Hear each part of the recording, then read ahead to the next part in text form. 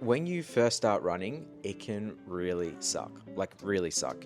Your body weighs 3 times what it usually does. Things are jiggling that don't usually jiggle. You can taste blood, but it doesn't have to. I've been running for a couple months now, and here are some things that have made it feel a bit more positive, a bit lighter for me. This is coming from someone that didn't love running at all, but I found myself falling for it. Pretty lame, I know.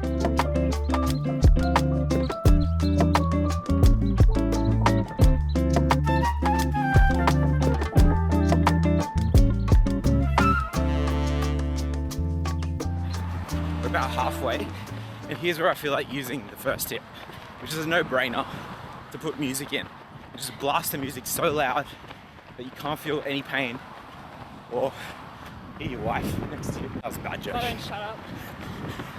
You haven't said a word in the 20 minutes. Yeah. I like to listen to like a Fred Again. So if I'm doing something like efforts, but for endurance work, I like Synthwave or an Andrew Huberman podcast. Good morning, sunshine, and you're telling me... How about you? Podcast. Case file. A mother is targeted by a dark web hitman. I think the trick with music is to use it sparingly. So you know the stuff that really gets you going, like really gets you amped, and to use that when you're really doing it tough. So you don't use the good music. You don't need it. Honestly, I don't even think that's a tip because everyone will just listen to music. Do you even think this first tip is a tip? Yeah. Yeah? Okay. It's kind of a no-brainer. You're speeding up. Honestly, no. Second tip, slow down. I usually like to ask myself if I'm in a world of hurt, like, and it's just an endurance run, what would this look like if it were easy? Just slow down, got nowhere to be. No trains to catch. Okay, going slow. None of us going slow. See, you thought you were going slow, but you played yourself. And then you're like half an hour in and you wonder why you busted up. And bam. Yep. Oh, That means coffee is pretty close. And a cake. Oh man, I want a cake.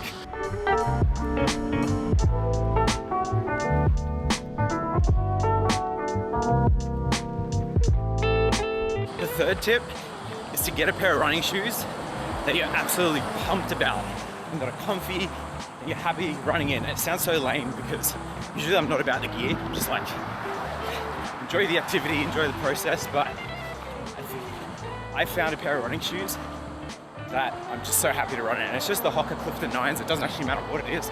It's what it is for you, but I'm amped. And I remember when you, Sarah, you got your Nike Vaporflies, and you were so pumped.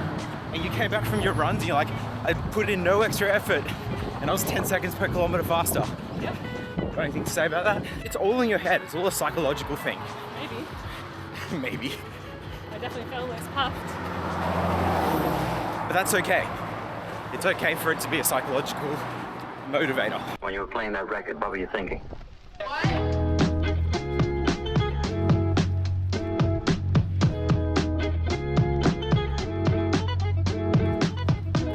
The last thing that's worked for me, and I've noticed, is signing up to an event, whether it's like a full-blown half Ironman or just like some low-stakes competitive thing. It could just be a park run, which I think are everywhere.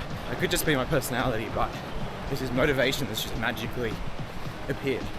And while the stress levels have increased as well, which is something to watch out for, a goal can really stress you out if you put too much pressure on yourself. It's worked, so make a goal, make it fun. Or be like Sarah, who just runs forever. As in, like, you've been running for years. No goals, no events. You just like it. See, the thing is, we keep doing the things that we're rewarded for. So I'm wondering, what about it is rewarding for you? Is it the cakes? Yep. Eat whatever I want, don't feel bad. Eat whatever I want and don't feel bad. Good enough for me. Oh, I disorder, I swear.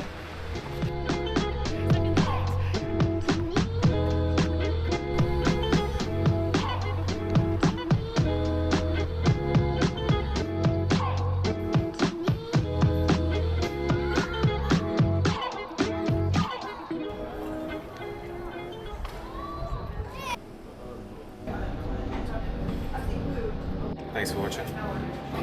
Catch you the next time I feel like making a video.